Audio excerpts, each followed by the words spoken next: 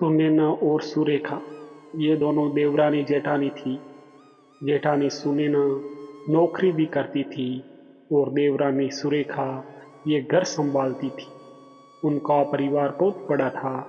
सास ससुर और उन दोनों के बच्चे, कुल मिलाकर 10 लोग घर में रहते थे। और अब बहुत साल बाद उनकी बुआ सास अपने भाई के घर रहने आई थी। सुबह उठने के बाद बुआ सास ने देखा कि सुनैना फटाफट अपने काम कर रही थी। सुरेखा ने नाश्ता बनाया और वे नाश्ता सुनैना ने सबको परोसा। उसके बाद सुनैना ने अपना टिफिन पैक किया और वे काम पर निकल गई। सुरेखा ने वापस दोपहर का खाना तैयार किया और थोड़ा वक्त अपनी सास और बुआ सास के साथ बैठी रही। बुआ सास से रहा नहीं गया।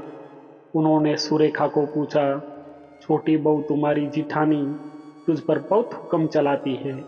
सुबह से देख रही हूँ रसोई घर में अकेले ही काम करती हो। और वे महारानी दिखावा करने के लिए नाश्ता परोस रही थी, जैसे कि उसी ने ही नाश्ता बनाया हो। यह सुनने के बाद सुरेखा ने बुआ सास की तरफ देखा और बोली, बुआ सास जी, ऐसा कुछ नहीं है। सुनैना दीदी बहुत अच्छी है। बुआ सास बोली, तुम बहुत बोली हो सुरेखा, मुझे सब समझ में आता है। मेरे बाल धूप से सफ़ेद नहीं हुए। सुरेखा से अब नहीं रहा गया। वे बोली, ऐसा नहीं है बुआ जी, आपको सुनैना दीदी ने सबको नाश्ता परोसा वे दिखा, पर आपको ये नहीं दिखा कि दीदी ने मुझे ज़बरदस्ती सबसे पहले नाश्ता करने दिया और चाय भी दी। वे रोज़ मुझे ऐसे सबसे पहले ही नाश्ता दे देती है, नहीं तो सबके लिए नाश्ता करते करते मैं खुद के लिए नाश्ता बनाना भूल जाऊंगी। दीदी मेरी कितनी चिंता करती है। दीदी सुबह जल्दी उठकर मंदिर साफ करती है, फूल सजा कर रखती है और मुझे उनके 1 घंटे बाद उठने के लिए कहती है। शाम को आते समय बाजार से सब्जी भी लेकर आती है, क्योंकि हमारे मिस्टर रात को देर से आते हैं और मम्मी जी को सुनैना दीदी ने बाजार में जाने को मना किया है, क्योंकि अब उनकी उम्र 60 साल से ज़्यादा हो गई है। बाजार में जाते समय उनको तकलीफ होगी, उनके पैर बहुत दुखेंगे। कभी उनको बाहर घूमने का मन हुआ तो सुनैना दीदी छुट्टी लेकर उनको घुमाने ले जाती है।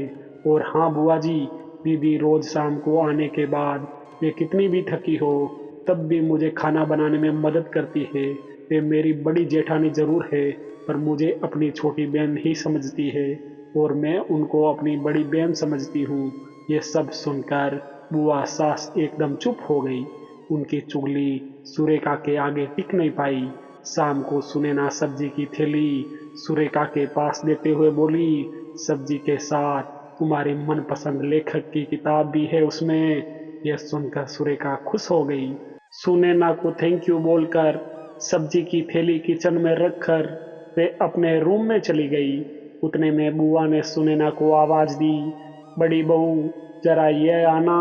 वे बोली, सुनैना तू इतनी मेहनत करके पैसे कमाती है और ऐसे फालतू में किताब खरीद करके मुफ्त का खर्चा करती हो, वे भी अपनी छोटी देवरानी के लिए। वे ऐसे भी घर में बैठकर करती क्या है। तुम दिन भर मेहनत करती हो और वे घर में आराम करती है। इस पर सुनैना हंसकर बोली, क्या बुआ जी, आराम और सुरेखा, उसे तो कहने पर भी वे आराम करती नहीं। सुबह उठकर बेचारी काम करती रहती है। सबका मनपसंद खाना, मेरे और उसके मिलाकर 4 बच्चों का टिफिन, सब वही तो करती है। और तब भी उसके चेहरे पर हमेशा आनंद दिखता है। सुबह की चाय पीने के लिए उसके पास वक्त नहीं रहता। दोपहर को जब बच्चे घर आते हैं तो उनका खाना, होमवर्क सब वे देखती है। इसलिए मुझे बच्चों का टेंशन नहीं है और इसलिए ही मैं ऑफिस में मन लगाकर काम कर पाती हूँ। कुछ दिन पहले ही मुझे प्रमोशन मिला है। इसके अलावा मम्मी जी और पापा जी की दवाइयाँ कभी ख़त्म हो गई और कभी लाने की हो तो वही ध्यान में रखती है। घर में कोई मेहमान आए तो उनकी मेहमान नवाजी भी वही करती है। बुआ जी, घर और बच्चे संभालना छोटी बात नहीं है। इतना सब सुनकर बुआ जी उनकी तो बोलती ही बंद हो गई। सुनैना कभी कोई शिकायत नहीं करती है, वे सब काम कर लेती है। वे सिर्फ पढ़ना पसंद करती है, फिर मैं मेरी छोटी बहन के लिए इतना नहीं कर सकती? मैं नहीं करूँगी तो फिर कौन करेगा? इतना बोलकर सुनैना अपने रूम में चली गई। यह सब बोलना सुनैना की सास पीछे खड़े होकर सुन रही थी। वे बुआ के पास आई और बोली, जीजी ये दोनों देवरानी जेठानी जरूर है, लेकिन उनका रिश्ता दो सगी बहनों से ज़्यादा पक्का है। मेरे घर की मजबूत दीवारें ये दोनों। पहले मैं भी एक बुरी सास थी, हमेशा इन दोनों में झगड़ा लगाने का प्रयास करती थी, पर ये दोनों के प्यार के आगे मैं भी हार गई। कैसे भी झगड़ा लगाकर नुकसान तो हमारे ही घर का होगा ना। पर यह बात बुआ को समझ में नहीं आई। रुदन करते हुए कमरे से बाहर चली गई, क्योंकि उन दोनों में झगड़ा लगाने के लिए वे आई थी।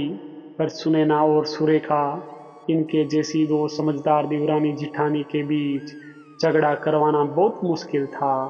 तो दोस्तों, सुनैना और सुरेखा, इनकी जैसे समझदार देवरानी जेठानी जिस घर में होंगे उस घर का कोई बुरा नहीं कर सकता। जिस घर में ऐसी बहुएं होंगी वे घर स्वर्ग बन जाएगा।